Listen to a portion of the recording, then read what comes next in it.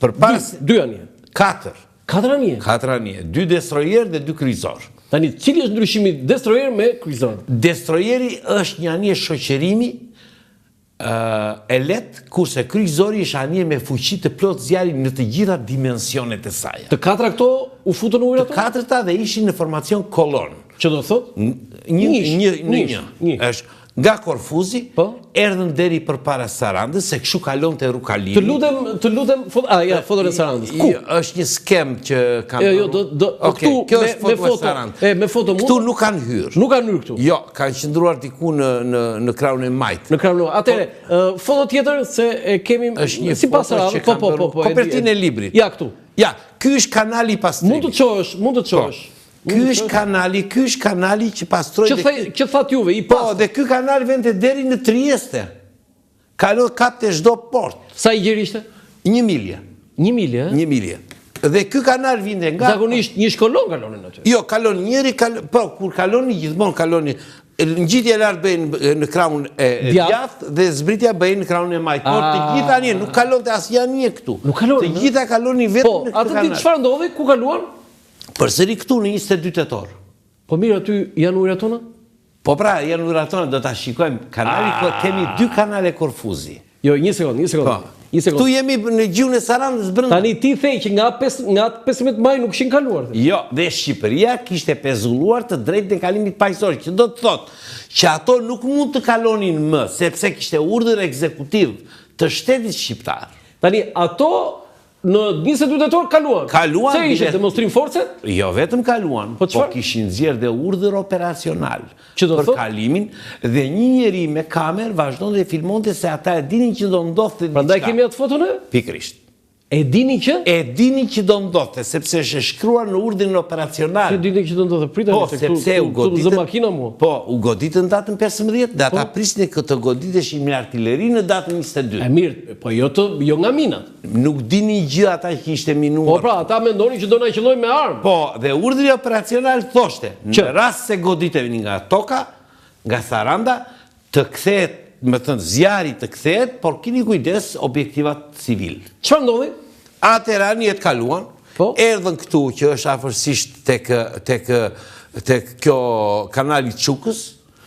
U kthyen për në drejtim të Kepit Qefalit. Te Dodona, aty afër atij Hotel Dodona? Po, 800 metra është, kjo është 800 metra nga kanali. Kjo këtu është 1 kilometër e gjysmë, 1.2 kilometra. 800 metra është ajo nga kanali Çukës. Po, dhe bie para këtu. Po, Suamare. Gjithmonë në ujërat tona. Në ujërat tona, mu këtu ja ku është Saranda. Po? Bie këtu. Po? Suamares ishte e dyta në linjë. Ishte Mautidius, Suamares, Volazh dhe Linder. Po? Tashti, dhe bie e dyta. Po? Atere, komandanti i skuadronit, që ishte, ata nuk e prisnin goditesh nga toka. Dhe shpërtheu e para. Shpërtheu. Diqen X ushtar. 22 këtu kam vdekur. Vetëm tek ajo. Vetëm jo të dyja. Jo. Dhe atere komandanti i skuadronit, që ishte admirali Kenehan, dha urdhër anije parë të niset në drejtim të Kepit Qefalit, anije dytë të niset në drejtim të Korfuzit, dhe anija e tretë që ishte Volazh rimorkion Suamarezin dhe niset në drejtim të kundërt për të ardhur në Korfuz. Për të kthyer. Po, sipas kanalit. Po çfarë ndodhi? Në momenti që kthehet dhe vin këtu, duke tërhequr Suamarezin, bie dhe Volazhi në minë. Tashti, këtu është historia më interesante. Se? Sepse Suamarezi bie në bash dhe i përkulet bash i anijes. Dhe Suamarez nuk lëvizte dot më me bash, sepse e pengonte, ishte shqyr bash. Nuk e të vishte dot, domethënë. Atëherë çfarë bën komandanti i anijes, e pret bashin. E shërron? Po, me oksigjen. Pak ishte ngelur, domethënë, dhe ishte gati për të kthehet me kiç, e vendos Suamarezin me kiç dhe vetë ikën në bash dhe vetë ikën me kiç. Kjo është? Ja, pikërisht. Shiko si e ka tërhequr dhe ikën në këtë drejtim për në Korfuz. Do të kthehet. Po, kthehet. Sepse drejtimi është shtej. Po, ky është bashi i Suamarez. Do të bashi është pjesa e përparme. përparme. Merr Aty gjendet, kjo është volazhi. Aty gjendet Suamarezi, e tërheq dhe ikën me kiç deri në Korfuz. Me kiç? Me drejtim nga mbrapa. Nga mbrapa, pjesa mbrapa. Bashi dhe kiçi. Dhe ikën mbrapa deri në Korfuz, derisa vend të dy anijet në Korfuz. Dhe në kujtimet e tij, ose edhe në dokumentat zyrtare që kanë ardhur më vonë të admiralit Kinahan, ai në fakt në të gjithë komentet e tija përmend komandantin e volazhit si një nga heronjt e incidentit. Po mirë, ata të vdekurit çfarë ndodhen në ato momente? Ata tani një pjesë e tyre ishin anije. Të vdekur? Po, të vdekur. Dolën dhe në tokë dhe u dorëzuan. Ku, në Sarand? Po, në Sarand. Dolën këtu. Kanë dalë këtu. Dolën, ë? Po. Sa? Mund të kenë ndër 2 ose 3. Dolën materiale pa shumë materiale. Do dhe edhe të mbijetuar, të plagosur? Jo, të vdekur. 2 ose 3 kanë dalë këtu në... Si dolën aty? Po dolën nga rryma. I nxori deti. Nxori deti. Jo vetë këta të plagosurit. Jo, nxori deti. Nxori deti, e? Nxori deti.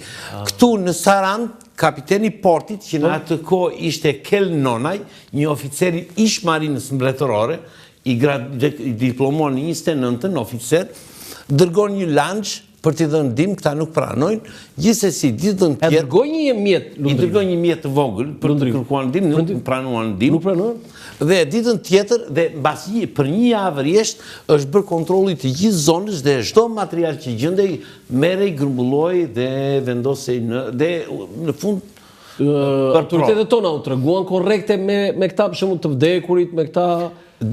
Pati korrektësi në trajtimin e çështjes, domethënë sepse ishte detyrë e Shqipërisë, sepse Shqipëria duhet të sillej sikur nuk dinte gjë për minat. Tani do ta sqarojmë. Do kjo është ngjarja kaq. E gjithë kjo në sa kohë ndodhi? Kjo ka ndodhur, e gjithë ngjarja ka ndodhur në 3 orë. Domethënë nga ora, po themi 14:53 deri në orën 16:16. Këta kanë dalë nga Korfuzi në orën 14:10 dhe kanë ndodhur deri në orën 17:30. 14:10, 17:30 janë kthyer në Korfuz. Në Korfuz. Për 3 orë. Tani, si u përhap ky lajm? Në Britani, gazetat... Shiko, ky e para... Incidenti i kanalit Korfuzit është incidenti i parë i luftës ftohtë. Dhe i më i madh. Dhe më i madh. Dhe e dyta është rasti i parë që merr në shqyrtim gjykata ndërkombëtare drejtësisë. I parë, me këtë ka filluar. Dhe është rasti unikal që nuk ka shkollë drejtësie apo marine në botë që mos ta studiojë. Dhe në akademinë tonë. Në tërë botën, në gjithë botën. Do të thonë kjo studiohet. Studiohet. Dhe në akademinë tonë ka të paktën 10 vjet që është futur si orë mësimi incidenti kanalit Korfuzit. Unë të paktën në 3-4 universitete të Tiranës, private dhe shtetërore, e kam dhënë, jam thirrur dhe e kam trajtuar çështjen e incidentit. Do të thotë po jepni një leksion. Po, e kuptova. Jo, me këtë pasqyrim kështu. Tani, kush e dha lajmin e parë? Lajmi funksionon nëpërmjet publik them unë. Gazetat, se atëre gazetat Perëndimi e ka dhënë parë. Po jo Perëndim, po kush? E di këtë? Britanikët. Po e di cila gazetë? Jo, nuk e di. Këtë duhet bëjë studim. Këtë nuk e di se cila gazetë. Sepse nga pikpamja e mënyrës se si e trajtoi incidentin, nuk është objektim kush e ka dhënë parë. Jo, themi parë sepse interesi publik pasaj dhe kjo mediatik ka vlerë. Tani, çfarë ndodhi direkt, reagimi parë, si ishte? Reagimi parë ishte i jashtëzakonshëm në lidhje me incidentin. Që do thotë? Qeveria britanike akuzonte qeverinë shqiptare. Ore, bën një veprim me armë ata? Jo, nuk bën asnjë. As i veprim? Jo. Pse? Sepse ata ishin përgatitur të goditeshin nga toka. Kurse këtu... Këtë se kishin edhe, se dini. Ja, këtu përsëri? Jo, kjo është tjetër gjë. Të lutem ktheu dhe një herë atje ku ishim. Pra, ata ishin përgatitur të goditesh nga toka. Këtu ata nuk e dinin nga ishin goditur. E para dhe e dyta. Pse? Sepse gjithë kjo zonë ishte e minuar, pavarësisht se kjo ishte kontrolluar. Ti nuk mund të veproje pa e ditur me 100% garanci që minat i kishte vendosur Shqipëria. Do të thënë, edhe një përgjith, ata që po na ndjekin. Këta ishin të bindur që ajo pjesa aty ishte e pastër. E pastër. Dhe befas ranë në minë. Por, që do të thotë që ishte vendosur ato ditë. Teorikisht po. por prandaj u bë operacioni i datës 12 dhe 13. Këtë që thashë në fillim. Pikërisht pse, sepse çfarë u zbulua? Çfarë u zbulua? U zbulua që minat ishin vendosur së fundmi, sepse një minë... Kush e zbuloi këtë? Ata që nxorën britanikët. Duhet të thënë çmimimin kush e bëri ndatë britanikët. Si sot 79 vjet më parë. Britanikët. Se unë prandaj po bëj sot edicion. Britanikët nxorën minat dhe thanë, minat nuk kanë më shumë se 1 dhe 2 muaj në ujë. Kaq, 1 muaj. Sepse dallohet mina nuk ka myshk. Për këtë arsye. Për këtë arsye, është e dallohet në momentin që nxjerr minën, ti e dallon që është vendosur së fundi dhe minat ishin vendosur së fundi. Kjo u quajt skandal? Kjo u quajt skandal, domethënë filluan këto veprime diplomatike, notat verbale, çështja vajti deri në Këshillin e Sigurimit. Është trajtuar në OKB. Dhe në dhjetor, Shqipëria bëri një veprim tjetër juridik. Çfarë bëri? Vendosi kufirin në mënyrë të njëanshme, kufirin në kanalin e Korfuzit. Ku e vendosi? Nxori një dekret të datës 9 dhjetor. Dekret do të thënë firmosur i bie nga... Dekret qeveritar, jo, qeveritar. Se dekretet e presidentit. Që quajnë atë ko dekret. Enver Hoxha. Po, dekret, dhe u vendos, paktën kështu është në titull. Dhe ku thoshte në fakt që duhet të kesh ca marifete që nga kepi qefalit kaq milje, nga kjo kaq milje, dhe del ajo automatikisht që është një vije cila vjen afërsisht jo sipas kanalit. Tani ti shpjegoj me foto tjetër, të lutem, sepse që ti shpjegoj me anë të fotove. Kjo është hipoteza britanike për minimin e kanalit Korfuzit. Që do thot? Që do thot britanikët në Hag kanë prezantuar një plan ose një hartë ku tregojnë itinerarin si kanë lëvizur anijet nga Shqiberniku që kanë vajtur në Kotor, kanë ardhur, kanë bërë minimin e kanalit Korfuzit dhe janë kthyer përsëri mbrapa. Dhe ata pretendojnë që kjo ka ndodhur në datën 19 tetor. Pra 3 ditë përpara. 3 ditë para. Po, por kjo skem nuk u pranua në gjykat, sepse provat që u paraqitën nuk ishin të forta, ishin 2 ushtarak Jugoslav, një civil dhe 2 marinar, i cili njëri pretendonte që kishte parë 2 dragamina të nisura nga Shqiberniku, dhe tjetri pretendonte që kishte parë duke u ngarkuar me mina 2 dragaminat në Kotor.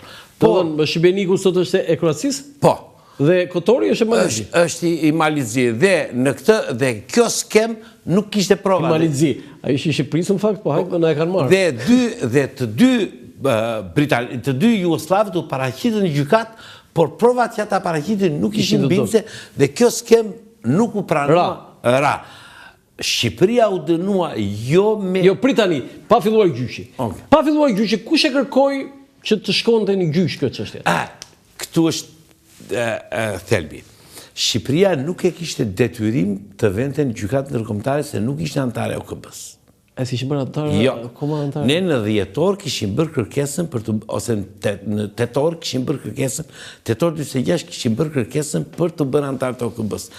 Dhe Këshilli i Sigurimit e shtynte shqyrtimin e kërkesës tonë. Pse?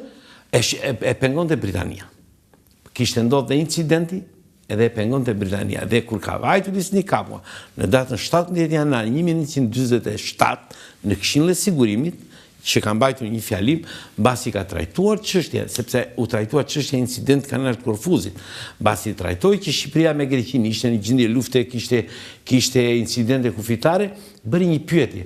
Si ka mundësi që Shqipëria ka bërë kërkesë për antarësimin e OKB përpara filan vendit dhe përmend një vend, dhe ai vend shqyrtohet nga Këshilli i Sigurimit përpara Shqipërisë.